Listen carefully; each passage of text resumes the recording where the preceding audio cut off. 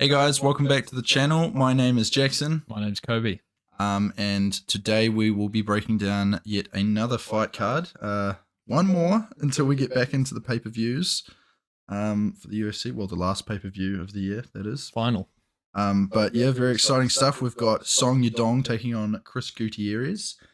We've got another craft kind of beer on board that we'll be reviewing.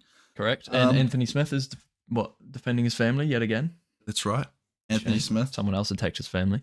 Coming back to fight on a replacement. Yeah. Oh, good on him. You can't. Yep. Which is exactly what we said should be his game plan. But yeah, apart from that, we've got some other little bits of news to talk about. But this is Combat Corner, Song Yadong versus Chris Gutierrez, and it starts right now.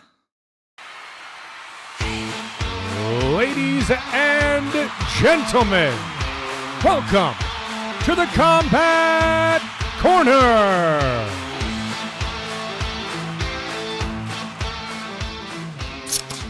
Ooh, lovely. Crisp. Absolutely lovely. Today we are reviewing Hoppy Balboa. 6% alcohol IPA. Kobe's showing you the can there. A nice, strange little picture on the can of some sort of all-American boxer kind of looking fella. Rocky Balboa, maybe something. Yeah, something like that, maybe. But he's kind of got a strange jaw. He does. He kind of looks like one of those characters from South Park, the Canadians. Yeah. But no, 6%, 2.1 standees in this can. That is very hoppy. Interesting. On first impression, wow, it took your voice away and everything. No, yeah, that is very interesting. Actually, I quite like it. I like the artwork for sure. Bit different. Yes. Something different. Different. They've got Instagram and Facebook. These people, Behemoth Beer NZ on Twitter.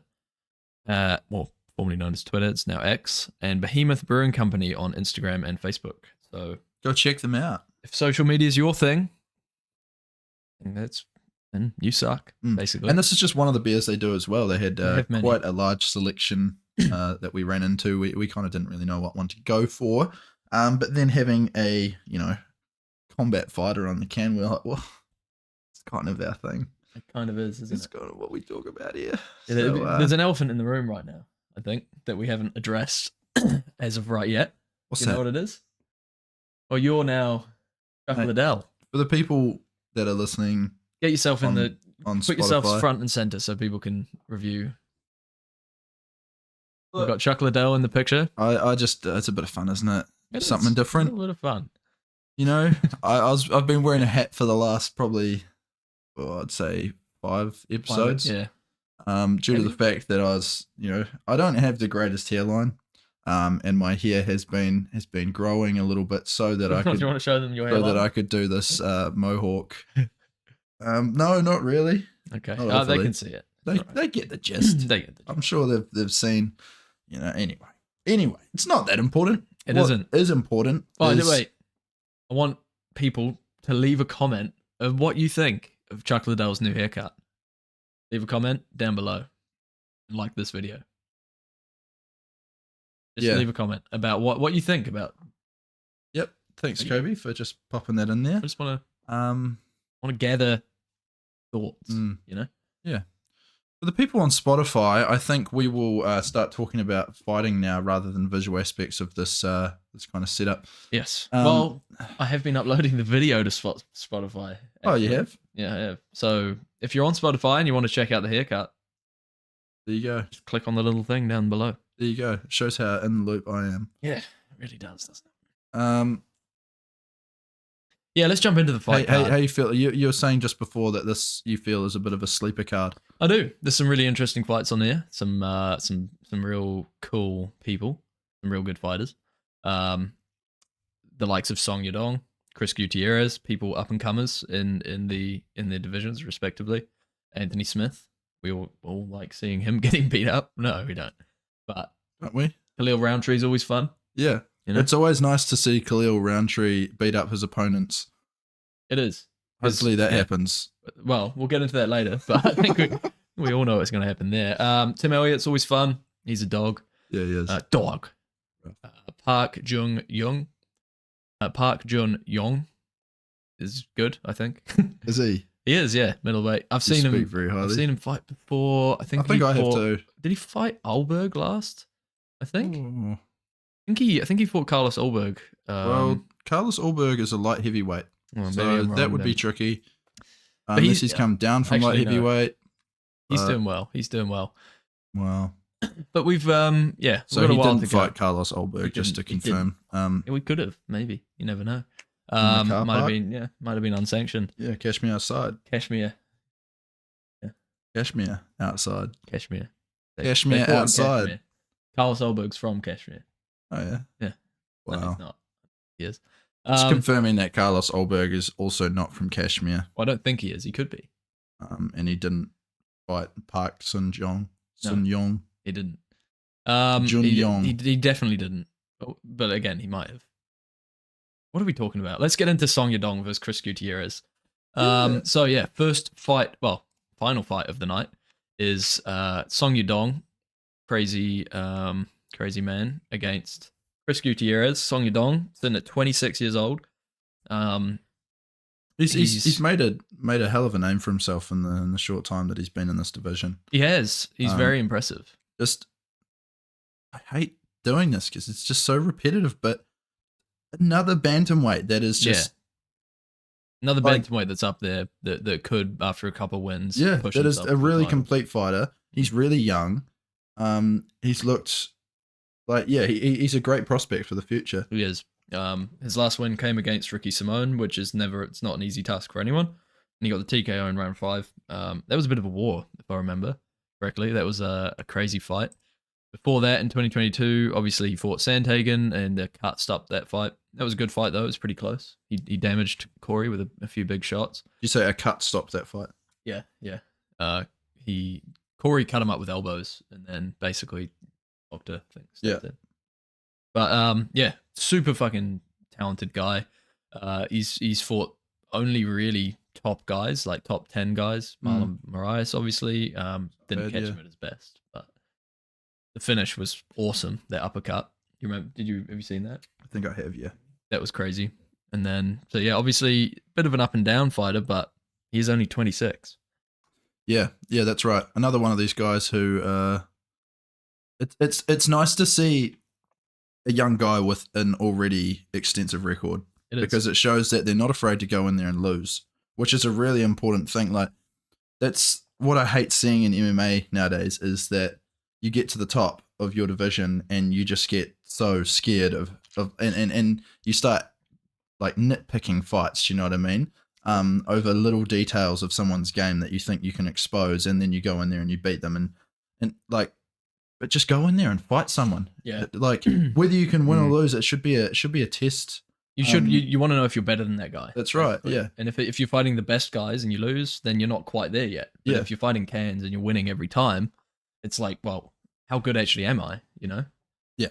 Corey Sandhagen's one for that. He will chuck himself in any fight. Oh yeah. And I'm not saying there is still a lot of guys out there that will do that. Gilbert Burns is another good one. He sits in the top 5 pretty much constantly. He does. And he'll fight up and coming guys. We saw it with Chimaev. Well, Jack Della Maddalena apparently now. We called that.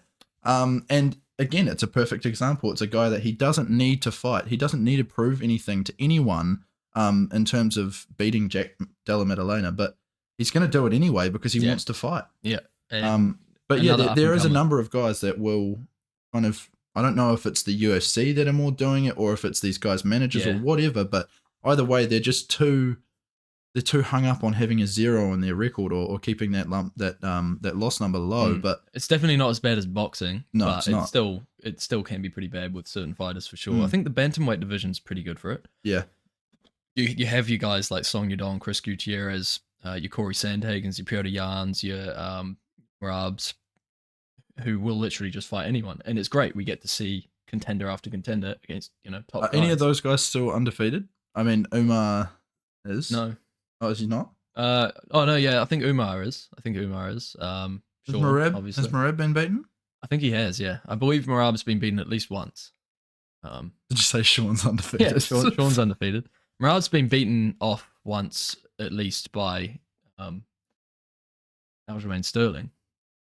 Okay, yeah. I think. They've never fought, but you're saying beaten off. Beaten off, yeah. Oh, So no, not I'm not saying beaten they in a would never fight. fight, but they might I'm just confirming do that. some dirty stuff.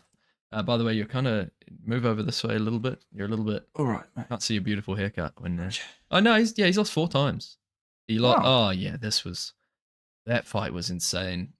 Just looking at Merab's record real quick while we talk about this division.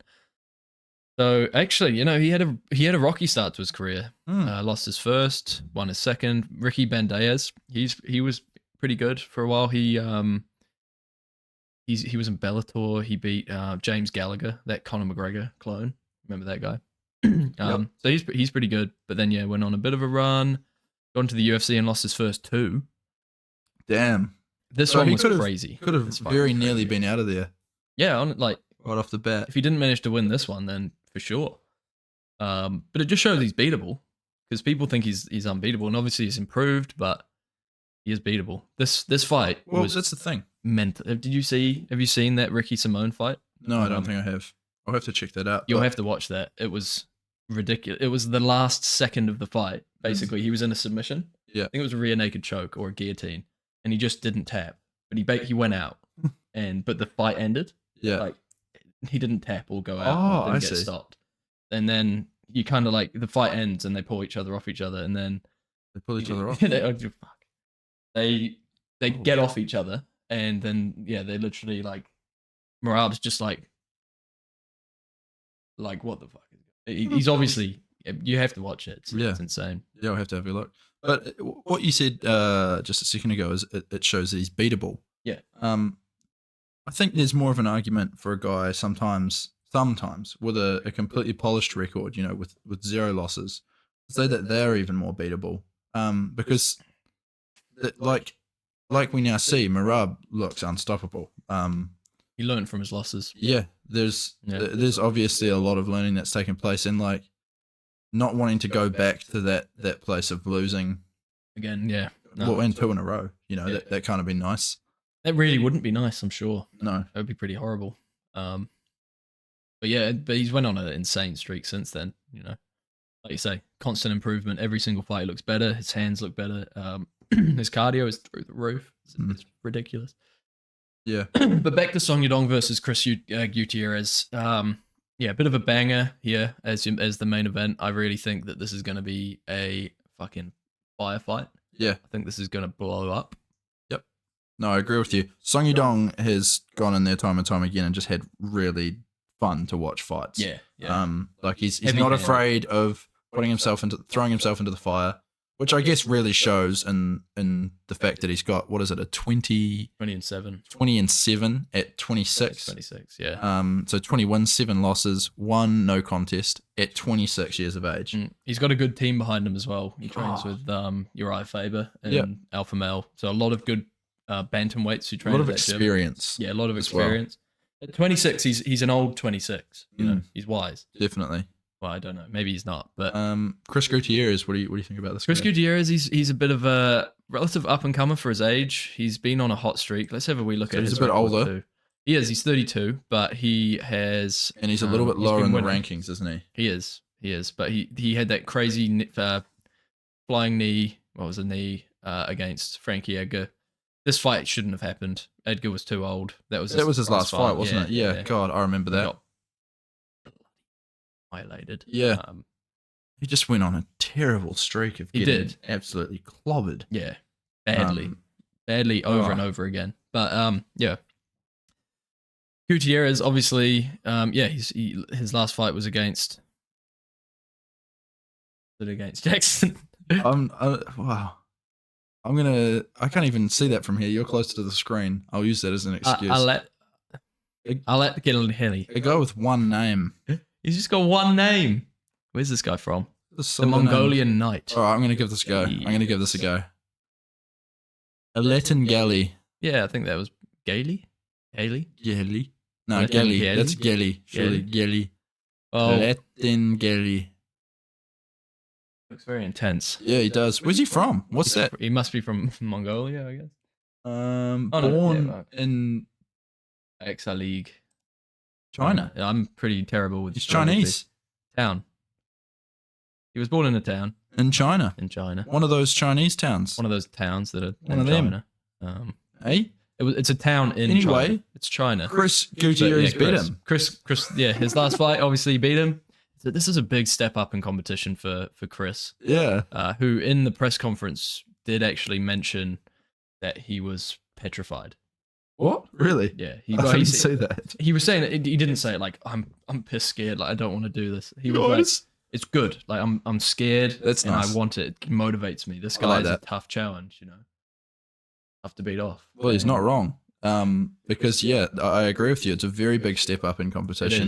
It Beating Frankie Edgar is, it's an old. It's a good. Yeah. No. Hear me out. It's a good way to propel yourself forward in your career because you're fighting a big name and people now know who you are. Yeah. But at the same time, it's crusty old man. Frankie's not the same Frankie he was when it's not the same guy who built that name. It's not the same guy. His chin went obviously later in his career. Yeah. He just wasn't as quick. He couldn't take people down like he used to. And he just couldn't take a hit. Yeah, and it's a shame. But like you say, propels people. It propelled Corey Sandhagen when he got that KO. It propelled Chito Vera when he got that KO. And it's propelled Gutierrez into a shot against well, he obviously had one fight in between, but that was the one where we all kind of stood up and were like, okay, right, okay, all good. Stop. Yeah. Just stop, Frankie. Just, yeah. So, yeah, Chris has been on a good run. We'll check his show dog and we'll see El Guapo. That's a cool name. So obviously he lost to Pedro Munoz in between the Frankie fight and the him fight. So yeah, what? Pedro Munoz is a tough fight though. I can't remember that. Holiday. Holloway versus Allen. Here he goes with his mispronunciation. Eh? No, I'm dead. Sorry, but yeah, up and down. But yeah, it's a big step up in competition for Gutierrez. Whether he can hang with a young gun with the power and the striking and the all-roundedness like Song Yadong, well, it's yet to be seen, but that's why we're going to be tuning in tomorrow. Yeah, most definitely. I would say I fancy Song Yadong in this one. Yeah, same. I would like, if I had have seen Chris against another kind of, maybe a stepping stone in terms of an opponent before this, then there might be a little bit more in terms of Song has just got the better repertoire of experience. Right. And that's... I'm not saying that Gutierrez couldn't go out there and stun the world and kind of show us all that he is meant to be fighting these kind of guys, but we haven't seen that from him so far. We haven't. And, we'll see what happens, basically. We will. And we'll let you guys know about it. I think you're spot on the money with that take. On Tuesday. I'm going to say, I think Song's going to finish this fight. I think Song's going to finish this fight by not first round KO. I think he's going to get a KO in the second or the third. Okay. What do you think? Maybe later. Probably third or fourth. Yeah, I think that he's quite, like, he'll just take his time, look for some angles, and just. He's a very technical striker. Yeah, he's not gonna wing at you, Exactly. Yeah, he's not gonna go. Well, like he's not gonna shy away from the fight. But yeah, there's definitely gonna be some tactical stuff going on in there in terms of finding those shots that will building something. Put the lights out. Shall we move on? Yeah. Co-main event. So yet another person has come at Anthony Smith's family. This is an injustice. It's a shame because Anthony Smith, what has his family done to these people who keep coming at him and like trying to attack them? I don't get it. He's just a guy and he's got a family that don't want to be attacked, and yet people keep doing it. Can you please enlighten me on what you're talking about? So, for those who don't know, Anthony Smith became a little bit of a meme after his fight with Johnny Walker. He was kind of a meme before that in some certain ways with some of the weird stuff he'd say about like Jon Jones isn't that good. Yeah. No, that's right. Yeah. If you pick apart all of Jon Jones' skills, he's not that good. Yeah. It's when he puts it all together in mixed martial arts. Yeah. That's when he's really good. Whatever, Anthony. His jiu-jitsu, his wrestling, his striking, they're all better than yours anyways if you take them. You know. But you take their fight into account. Exactly. Right. But if they just box, no, just quickly, yeah. So if you take their fight into account, Jon Jones was deducted 2 points. It went to a decision, and he still won. So that kind of shows the completeness. Anyway, yeah. So whatever. Yeah, and he beat you on the feet and on the ground, Anthony. and we're wrestling. listening. It's okay. We understand. But this most recent controversy was in his fight against Johnny Walker, which he got dominated in. He came out and said something in the fight like, "You talk shit about my family," and Johnny Walker's just like, "What? Like what?" Because he was being real like aggressive, aggro towards him. He wouldn't shake his hand. He was like staring him down, like mean mugging Johnny Walker. Of all people, that's not like, you know. And then Johnny's a jokester. He comes out in the fight, and he literally in the middle of the fight, he says, "You were talking shit about my family," something like that. I can't let you do that. So he's just trying to fire himself up. I think so, basically. Right. Yeah. Okay. We can try and find the video if you'd like to watch it. Yeah, have a look for that. But I saw something in one of these press kind of rooms this week. Something that he said. He was talking about how he's still making his way towards a title, and I swear every single interview, someone brings up Jon Jones, and Anthony Smith has to talk about Jon Jones, and then he always starts it with, "You guys know what my thoughts are on Jon Jones." It's like, oh shit! Sorry. It's okay. Oh yeah, I have seen this. I'll show it to the people, to the good Goodness people at me. home. What? All right, watch this, guys.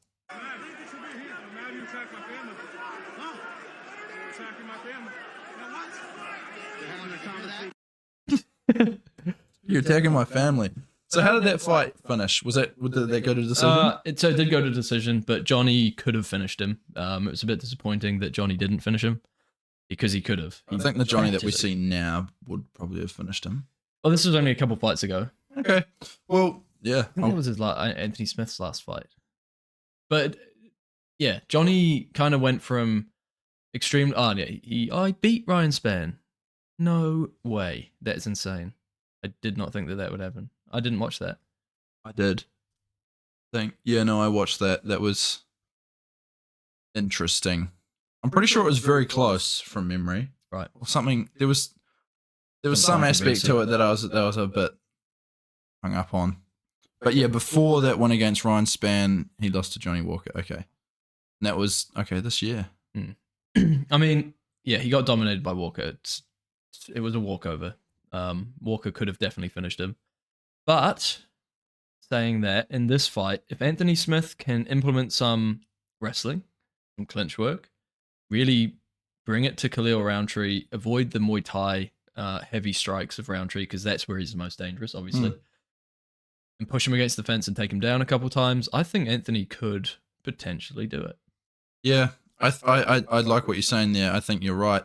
I think the tricky thing for him will be closing distance and getting into that range where he can shut down those tools is going to be the hard thing because, yeah, like you say, Khalil Roundtree, very, very well-established striker, loves to keep things on the feet. So, yeah, I think Anthony's best shot would be to push him up against the cage, and take him down, slowly grind on him. Yeah, tire him out.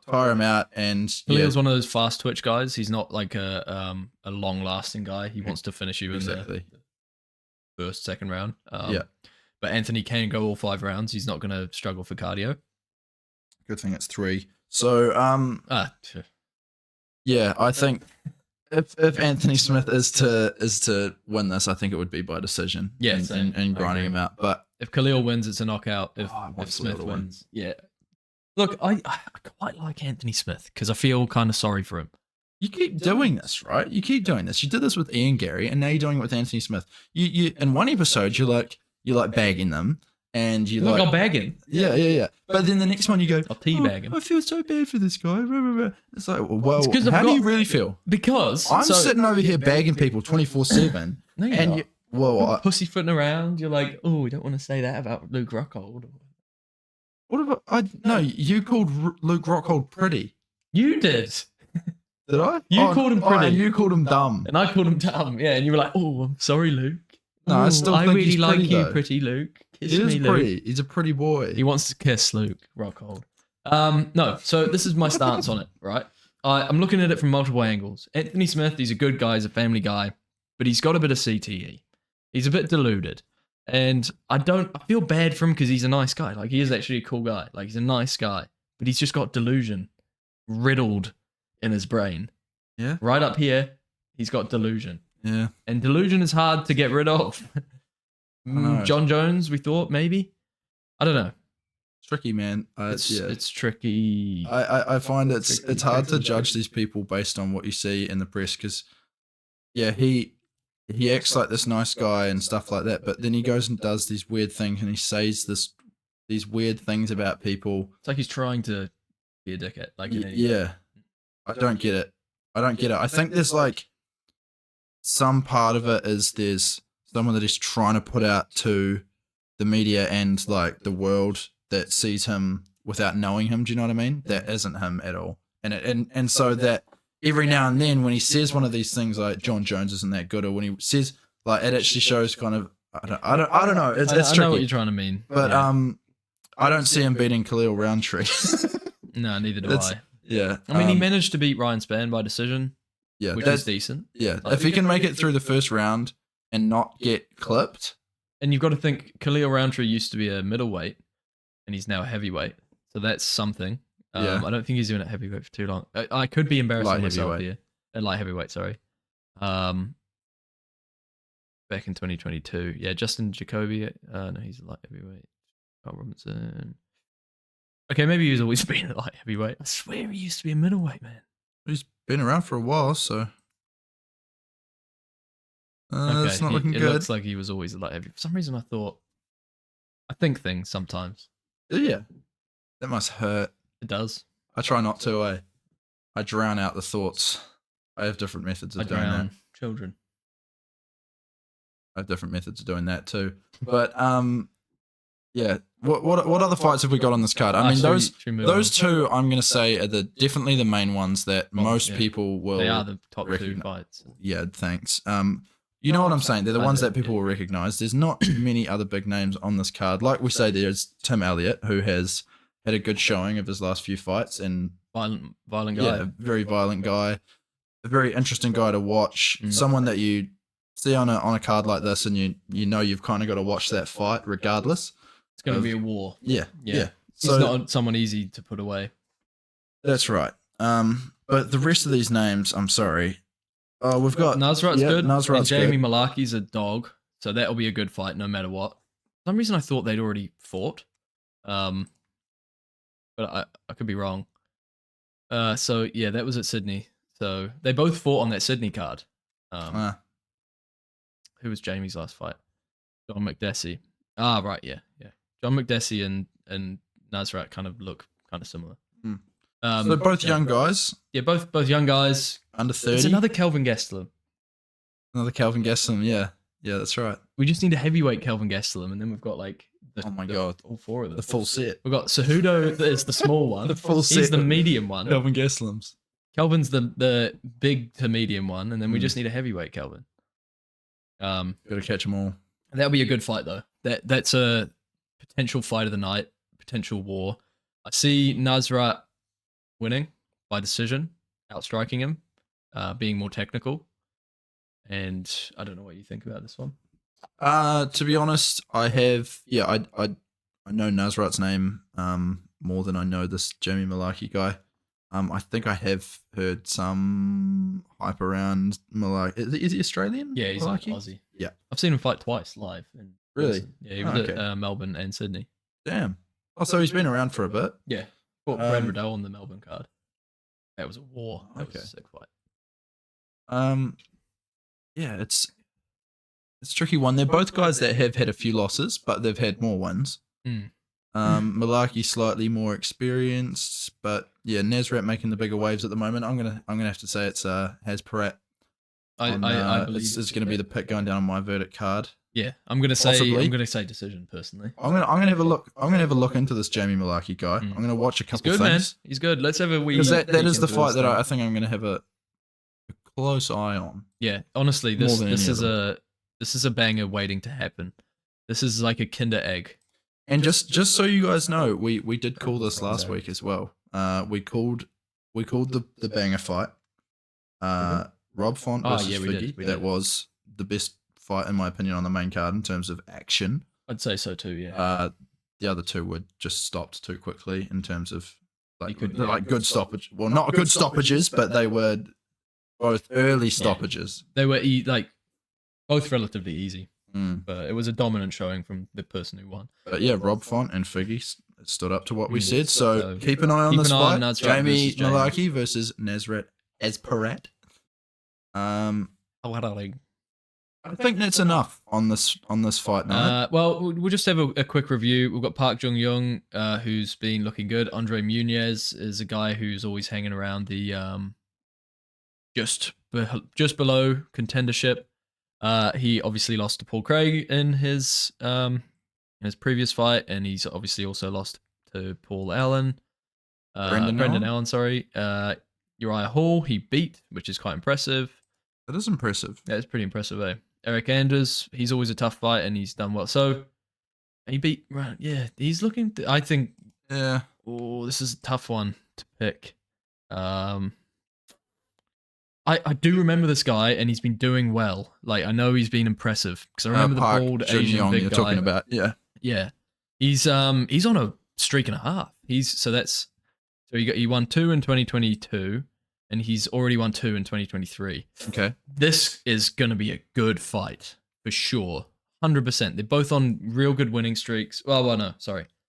Muniz has lost his last couple, but before that, he was beating top guys. Yeah. So he's fallen off a bit. Muniz has shown that he can hang with the best. In terms of like someone like Uriah Hall, and he's gone there and fought Paul Craig and these other guys who are well tested, whereas Jun-Yong has not been tested like that just Not in yet. the same way, but he's also on a streak. That's right. So he's going to go in confident. Muniz is going to go in with a fire under his belly. Yeah. So I like this. I like this. There's going to be an early finish in this one, I think. I reckon you're right. Weight. There's a lot of finishes in this. If not, then it's going to be ground out like big war. Filthy. See what I mean? You know? Good card. Yeah, that's good card. I agree with you. I think I'm going to tip Park Jun-young just on the fact that his form is much better than Andre Muniz. Don't get me wrong, Muniz could get a finish or could get the win if he's willing to go in there and fight, which he is. Well, yeah, he signed the contract, so you'd hope so that he's willing to go in there and fight. If not, it's going to be kind of weird. But I'm going to say Park Jun-young by first round submission. Nice. I'm going to say submission because he's got a couple submissions. His last 2 fights have been submission wins. And I do remember him being pretty dominant on the ground. Last 3 fights. So, wow. Round 1 submission, Park Jun-young. What are you thinking? I'm thinking it's going to be a good fight. I'm not going to call it. Okay. I'll run my picks, and they'll be on our Instagram, and people can go and have a look there. Sounds good. One more. There is one more. I just wanted to quickly look at this guy's record. I predict a decision war. This is going to be a war. Decision victory for Modarji. Sorry, these $6,500 lights are hurting my eyes. Yeah, they're fucking expensive, eh? Should sell them and buy some drugs. Yeah. Hard drugs, meth. Yeah, and start like flying them in little crop duster planes across different parts of the world. And setting up cameras in them to set. Oh my god, have you seen it? I'm just talking about a movie. Right, I thought so. It's a good movie. I don't remember what it's called right now. It's got Tom Cruise in it, and I don't normally like Tom Cruise, but this is really irrelevant. Well, no, I just think Tommy C. He's got some. He's a bit fucked. He's a bit weird. Like the whole Scientology thing is, and it's just. Have you seen the Oprah interview? Yeah, that is strange. If you haven't seen the Tom Cruise Oprah interview, this is a very old video, so it's not like I'm enlightening you of anything new. But it's just like that kind of is how I judge Tom Cruise. It's just of that interview. No, he's odd. Yeah, for sure. And then the other thing I hate, right, Because I was a bit of an avid reader. This is now the Tom Cruise hate segment. It's still on Tom Cruise. You're not even moving on. I was a bit of an avid reader when I was a teen or a tween. I know what you're going to talk about. Jack Reacher? Yeah. I read those books and I was like, "Wow, this guy's a beast." And then Tom Cruise buys the rights to the movie as a fucking leprechaun and then acts as Jack Reacher in these movies, being 5 foot whatever he is. And his teeth are fucked too. Yeah, it's just It is annoying. I didn't even know that drama until in the week. My workmates were talking about Jack Reacher, and apparently there's a new TV show. There is a good TV show. Have you watched that? Yeah, I've seen some of it. Apparently that's really good. It is really good. And they actually got the character. Yep. Well, the guy on the TV show, which I think is on maybe Amazon Prime. That makes sense. I think. Go check it out if you can. But yeah, they got the character completely right. This guy's massive. He's jacked. He's not a little Scientology guy who, does it. Like, good. Hats off to Tom Cruise. You're a very talented guy, but stop trying to be a 6'5" jacked secret agent person when you're not. That's not what you are. Stick to what else does he do? Flying helicopters, flying planes. You've done some good stuff. Mission Impossible 9. Down buildings. So yeah, in that movie, dun. Yeah, that That's one. the title, eh? Mission Impossible. Mission Impossible. Mission Impossible 12. Mission Possible. Should we move on? Yeah, Possible mission. And the news. Let's move on. In the news this week. Yeah. Thank you. I'll just keep doing my thing if that's all right. Yeah. In the news this week, we saw a bit of a paragraph from Jon Jones being a bit of complaints about some stuff that people have said in terms of that he should be stripped of his belt because he's injured and it's going to take him too long to come back and he's injured and he should be stripped of his belt because he's injured. But he's like, nah, I don't want that. I've been fighting the top people. It kind of came out of nowhere. He just put it on Twitter. Yeah, it was like the news was a couple of days old, and he was just like, you know what? I'm just gonna put this out there this morning, and yeah, exactly. So he pretty much racked up a line and just spat some truths onto X.com. The thing is, what he's saying is kind of true in some way. Do you want to bring up the tweet? And then we can read directly from him. Yeah. Anyway, what you're saying. No, I agree. What he's saying is correct. And the other thing, I've heard some other people speak on this. So what he's saying, Tom Aspinall, I think, was in an interview somewhere saying that he thinks Jon Jones should be stripped of the belt because he's going to be out for an amount of time, and the fight that he's rumored to come back for is to still fight Stipe, which doesn't make sense because Tom Aspinall has the interim belt, but rah. Here's my thing, right?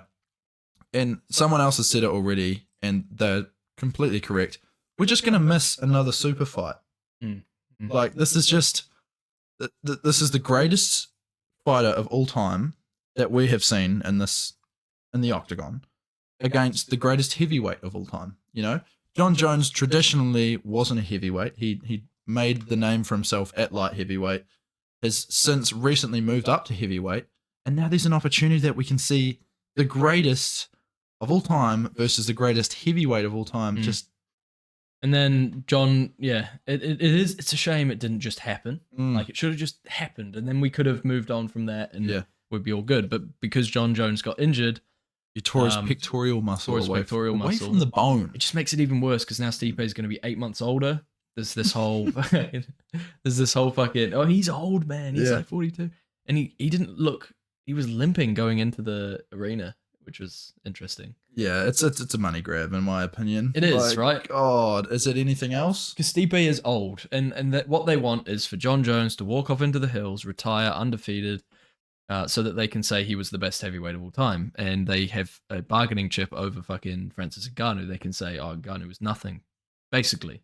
They don't traditionally want their champions to retire undefeated. Yeah. They want them to fall off and then retire eventually. But look at George St. Pierre. He tried to walk off into the hills and they were begging him to come back. Khabib, they were begging him to come back. Anyone else there's no one really else who's done that. No. Anderson Silva loses 6 or 7 fights. Yeah. Come on, man, retire. Yeah. And it's like, just let them retire whenever the fuck they want to. But with Jon Jones, there's an opportunity to have him beat an old Stipe, relatively easy fight. It's not easy, but relatively because he's old. And then walk off into the hills, and it kind of, the UFC puts it's a big fuck you to Francis Ngannou, basically. They hate Ngannou. They do. Yeah. Oh, no, I don't disagree racist with you on that. It's not racist, but yeah, it's not warranted exactly. No, it's dumb, man. It's petty. Petty would be the right word, I think. And we've seen Dana be petty with Ariel as well. So there is a lot of that in the sport. Dana's been petty a couple times, I think. Yeah. Maybe there's a few examples. I think he's maybe in like a bit of a manipulator. Yeah. So Aspinall has since retweeted what Jon Jones said. Oh, here we go. So I've faced the absolute toughest competition this world had to offer for 15 years now. During camp for a title defense, I sustained a major injury that required surgery for the first time in my career. Thanks, mate. Now I have newcomers requesting I get my championship stripped. 0 wins over. Gonna bring up the whole thing. Oh shit! Sorry. No, that's all right. Oh, because it. Oh no! There we go. Yeah, we're good. 0 wins. Oh, this is tragic. 0 wins over legends, 0 title defenses, and already thinking you can call the shots to Dana. That's hilarious. In my 15 years, I have seen so many guys who are supposed to be the next big thing. There's only ever been one Jon Jones. Never forget that. Do we have a reply from... The reply's kind of funny. The reply from Tom Aspinall was, sorry, John. Or you're right, sorry, John. Something like that. Just, it's not that important on the exact words that he used because they were pretty much that. Yeah, it was just basically like, okay, sorry. Yeah. He kind of just said, yeah, you're right. I mean, I get what... Look, he's right, but it's like, why do you have to keep saying this? Why is he so insecure? Why does he have to keep talking about him being good? Like, we know, bro, you're really good. Like, you're really good. There does seem... He does seem to have some essence of doubt when it comes to a Tom Aspinall fight. Yeah.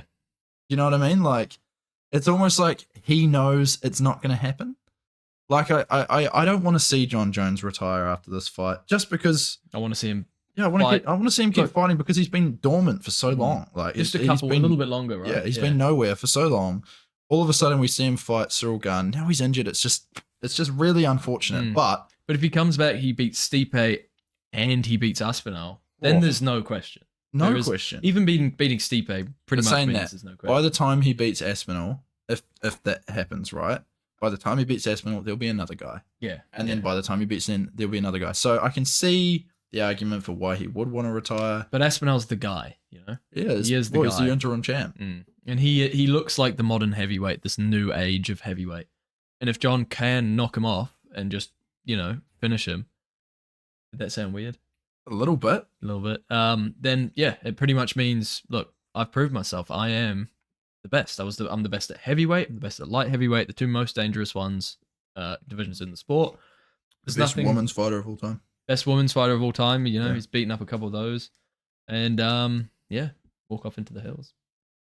But I don't think we're going to see it happen. I think we see Stipe fight happen. They both cuddle and kiss in the octagon, and then they move on. Both retire. Yeah, it's possible. Should we move on? Yeah. Sean versus Ian Garry at the PI. Some dirty looks, some dirty words, and even some drama. Dirty diss track. But should we bring up the post from Sean, and we'll play it to these lovely viewers of ours because we're now able to do that. We've figured some stuff out. Here we go. I ran into the fucking cuck Ian Garry. Awkward, man. Awkward. He looked at me hard, security had to escort us around. Fucking awkward shit, right? I'm laughing. Going Strickland here. But anyways, Gary, I don't fucking hate you, dude. I actually like you. I think you're a fucking funny little dweeb. You make me fucking laugh. I think you're a dumbass fucking kid who got some pussy that was too good for him and it got in his head and it fucked you up. I look at you like a victim. I don't want to fight you, bro. I'm happy for your success. I'm happy for you. But if you look at me hard and you're feeling some kind of way, if you're feeling some kind of way that you need to get this shit fucking handled and you want to look at me hard and that's what you want, slide up in the DMs, bro. I don't want it. But if that's what you want, you know where to find me, man. So that is our champion Sean Strickland, middleweight champion, middleweight champ. Apparently they bumped into each other at the PI. We don't know exactly what happened, but there must have been a bit of a mean mug from Ian Garry trying to save face. Yeah, really. He's just trying to save face. Exactly. Because he already threatened to sue him. Now he's like, okay, that was probably pretty dumb. All right, I'm gonna have to try and fight him. that did make me look like a bitch. Okay, if I look at him funny at the PI, we're probably not actually gonna fight. But it's good for my publicity. And then he's probably got cameras fucking following him around, like, oh my god. Yeah, that's his wife's true. probably like, oh look, go fight him. Yeah, go and get beat the fuck up so I can leave you. Sean Strickland just baiting him there though. Yeah. It's Sean being Sean, isn't it? Well, yeah, we've heard him call out so many people for a quote unquote sparring match at his gym, which will just ultimately turn into a brawl where someone will definitely get knocked out. Absolutely. If Sean and Ian were to go in and do this, but yeah, I don't think that the UFC would let that happen, for one, and for two, Ian would be an idiot to show up and take Sean on with that. He'd go in there, he'd be way too emotional, he'd be fighting out of that kind of, with that in the forefront of his mind, whereas Sean would be going in there just like a regular sparring. Just a regular sparring day. And would like, these guys could get paid to fight. Like, imagine how stupid you would be to actually have a fight in sparring when you could literally get paid like close to probably millions. These guys aren't going to fight though. No, they're not. But do you know how stupid that would be? Getting potentially knocked out or beat the fuck up in training when you could get paid $1 million. You know, that would be fucking stupid. They're not going to fight though. I mean, even if Sean, God, I hope this doesn't happen. Even if Sean loses the belt in the next couple of fights, right? He's not going back to welterweight, for one. Ian Garry is not going to move up to middleweight. Probably not. I don't see it happening unless he becomes a champion, a dominant champion for that, and then can kind of go up and go for if he won the belt, I think I could see him doing a Connor. Featherweight straight to middleweight. Straight to lightweight. You mean welterweight straight to middleweight? Like yeah. Connor did okay. Yeah. Sorry. Yeah. Because it's the archetype of this type of fighter, right? Yeah. You know what though? I hate that. Yeah, it is annoying. I it's hate annoying it. That they keep like Leon Edwards is calling for it now. There should be a minimum. Islam Makhachev is calling for Leon Edwards after, sorry, but he hasn't defended against a lightweight yet. He's defended twice against a featherweight, who's moved up to lightweight. Hasn't defended against a lightweight yet. Can you just be dominant in your division? Should be four defenses. Yeah. Should be like an Usman. At least. And then he can. And Usman didn't even do it because he had too much respect for Izzy. Like, or like an Izzy though, when he went up, he'd already had 2 or 3 title defenses. It wasn't really a clear contender, so he. That's right. So it made sense for him to move up. These other guys, there is log jams at the top of these divisions. The lightweight division, log jam. Okay, there's a few guys that should kind of be in line for a title fight. Welterweight division, we've got the same thing. Leon Edwards now is saying that after this fight, he's going to call out. Strickland. He's going to call out Strickland. Yeah. Whereas there is what's his name? Bilal Muhammad. Don't forget the name. Remember the name. Sorry. Just don't forget what was the slogan of his name. Bilal Muhammad should be fighting for a championship. Don't know that guy. There is, like we've talked about so many times. Shavkat. Wonder Boy. Whoever wins these fights is right there for the belt. For sure. And Leon Edwards is talking about pussyfooting up to middleweight. He's saying there's for no a money fight. Yeah. What are you talking about, man? Yeah, this fight, win this fight, maybe another 1 or 2, and then sure, call for a shot. You deserve it, but you've defended once against Usman, and it was very impressive. But now you're going to fight Colby. Colby isn't really a contender at the moment, like he was, but he's not been active. Fight some of these active contenders, knock them off, and then move up. Okay. I'm not saying that there's no room for people moving up in weight classes, and I'm not saying that there's no room for champ versus champ and a double champ, status. But it's people get the belt, and then it's the next thing that they look to. Whereas what you should do is be looking to show that you're dominant in your weight class, or else what's the point in weight classes? Yeah. There's no point in weight classes, and there's no point in having a champion. And it just removes the whole legitimacy of the UFC and the belt. Because it's like, I hold a belt, this is my belt. There's a bunch of people wanting to take it. I'm going to prove over and over again that I am the best. If you're just like, okay, I've got the belt now, I'm the best. I'm going to hop to middleweight, see what happens there. It's like, it's not the same. It removes that level of legitimacy. But saying that, I do think Leon Edwards would beat Sean Strickland. Yeah. You reckon? Yeah. I do. He's just way better. Okay, that's pretty, yep. So, okay, we've seen, it's going to be a striking match, that's for one. We've seen Sean Strickland shut down an elite kickboxer before. What makes Leon Edwards any different to Izzy, apart from the fact that he's smaller? I think Leon Edwards is a better technical strike. No. Right, let me rephrase that. I think Leon Edwards is better at adjusting than Izzy. Okay. I think he'd snipe Strickland in the similar way that Strickland would try to fight him. And I think he'd just be better. He's just better. He's way more technically sound. He would probably mix in some takedowns and some wrestling and some clinch and some trips. Who Leon would? Yeah. We've got to remember that Strickland isn't a slob on the ground. He's not a bad wrestler. But Leon is better. Okay. He's the only person to officially take down Kamaru, and he controlled Kamaru on the ground. Kamaru is far better at wrestling than Sean. We saw that in their fight when they fought. A long time ago. Got dominated. Yeah. Absolutely dominated. A long time ago. I just have a feeling he would win. Maybe not against Drickus, because Drickus is just much bigger. I think that would be a tough fight, just size wise. But yeah, I think Leon has a good chance against Sean Strickland if that does happen. It's not going to happen because he's not going to get that fight, because you can't call on, like, it's really hard to say I want Sean or Drickus. You can't build a story until that fight's happened, and he's not going to be waiting in the wings for a few months really until that fight is over to say, yeah, I'm gonna fight this guy now. Yeah, and then start, because you can't have that moment in the octagon. You got to call out someone specific. That's right. Yeah. It needs to be Bilal Muhammad. Just get it over and done with. Yeah, just do it. Look, I mean, they already fought once, and in the first round, Bilal got eye poked. He was getting dominated in that first round. So Leon should not be worried. It's money. You get money for fighting him, and people were like, "Yeah, okay, cool, he's good," and then you move on. Yeah, Leon would play with. Bilal Muhammad. Yeah, right. Yeah. He would play with. Remember the name? Balal. Balloon.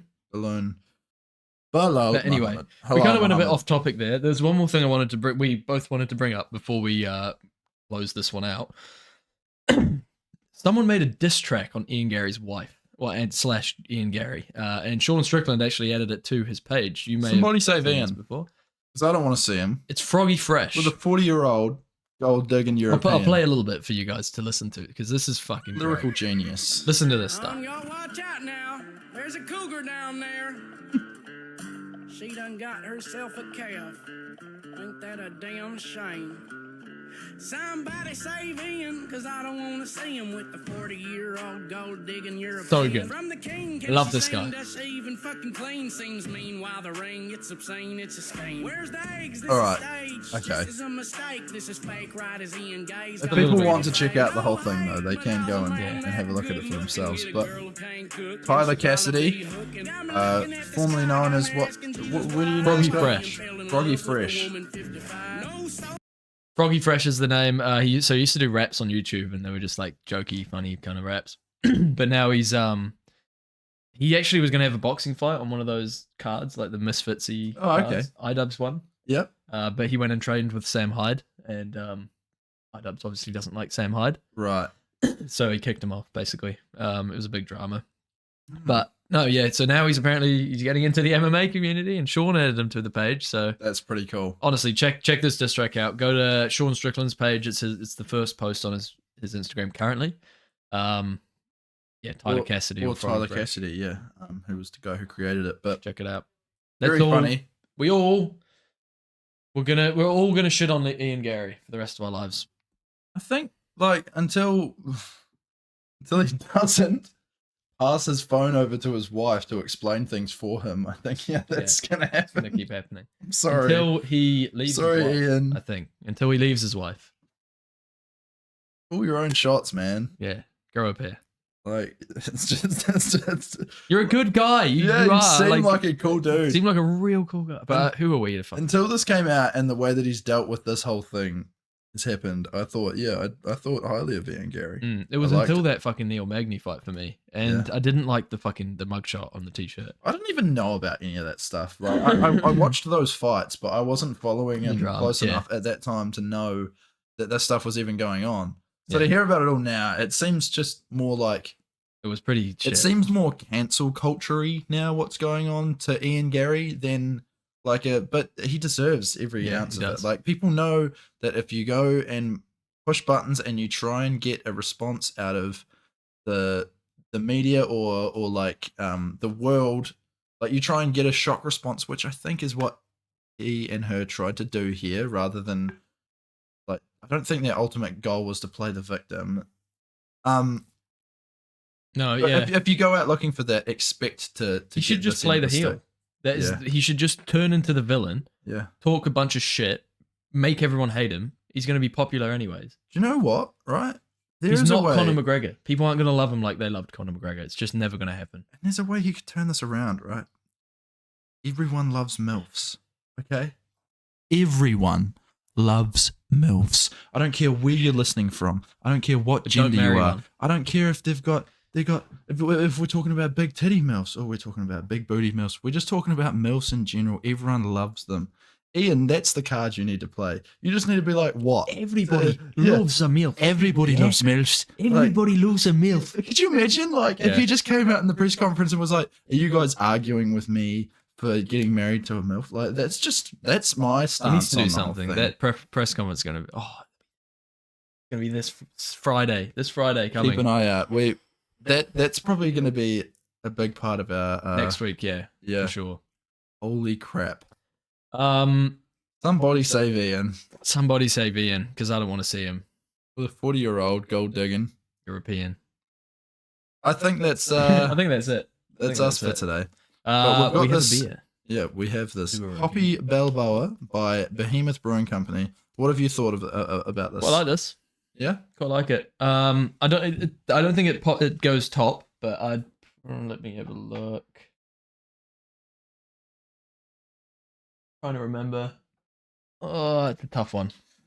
It is a tough one. Look, we've got the Phillips cider that we tried last week, a homebrew from one of our good friends. Shout out to the Phillips brothers. Going in at number 1, we've got Hazed and Confused by Emerson's, which was a lovely brew. I'm gonna say that I prefer this over the Dank Matter by Eddie Lane. You want to put it number 2? Number 3, yeah. It's feeling like a number 3 for me. But it's a very, like, the thing that I like about this is it's high percentage and it's not trying to hide it. You know, like, there's some of these craft beers that are quite a high percentage and you'll sip into it. It's real fruity, kind of like a zesty kind of flavor. Whereas this is just hops. It's overwhelmingly hoppy. It is quite hoppy. You kind of, it grows on you as you drink it. It does. Love the design on the can. It is obviously very, very nice. Goes with what we are all about here at the Combat Corner in terms of combat sports. But yeah, I'm gonna say that's a number 3 beer for me. Yeah, I'll agree. I'll agree. Yeah, number 3. Number 3. Number 3. Burger King foot lettuce. I think that's fair to say that we recommend this one. Yeah, I'd recommend it if you got $10 to spare for one beer. Yeah, that's true. They were $10 a can, which it's not your standard kind of price for a beer from the supermarket. Not really. If you're feeling, maybe you're heading down for a picnic somewhere and just for one, and you want to buy a bit of a specialty beer. You want something for a bit of an occasion. A picnic beer. That's right. We've reviewed picnic drinks on the show before. Why not review a picnic beer? Why not have a picnic beer? And that's exactly what we've got. Look, do you know what I love doing with these kind of beers? Is what I love doing is going somewhere like a beach, right? Getting some fish and chips, right? Going into a liquor store, going into the fancy section of the liquor store where they sell the singular cans and picking out some random one or two. Getting one or two. Yeah. Just a few cans of some strange brews that you haven't had before. And this is one of those. This is one of those moments. I feel like we should be down at the beach. It's a lovely day. Yeah, all of these I'd drink at the beach, I think. All these top 3. But you can buy those in 6-packs. Apart from the E-Lane, that's another one of these kind of beers. Those other ones, you can buy them in 6-packs. Can you buy these in 6-packs? I believe you can buy them in 4s. Ah, yeah. But you can probably find 6-packs somewhere. They're just quite expensive. Shall we say goodbye? Yeah. We'll say goodbye. What we'll do is we'll come back and talk to you guys again on Tuesday. We will. But in the meantime, have a look at the UFC Fight Night happening tomorrow. Have a look at Tyler Cassidy on Instagram with this Ian Garry diss track. Watch the full thing. Very funny. Yeah. And have a look at our short form content. Yeah, short form content. We have shorts on Instagram and TikTok and YouTube, whatever you prefer. If you're more of a short video kind of guy, 10-minute, 20-minute video, we do also cut these up into short videos. So if you want to watch those, leave a like, leave a comment. Any recommendations for beer? Any recommendations in general?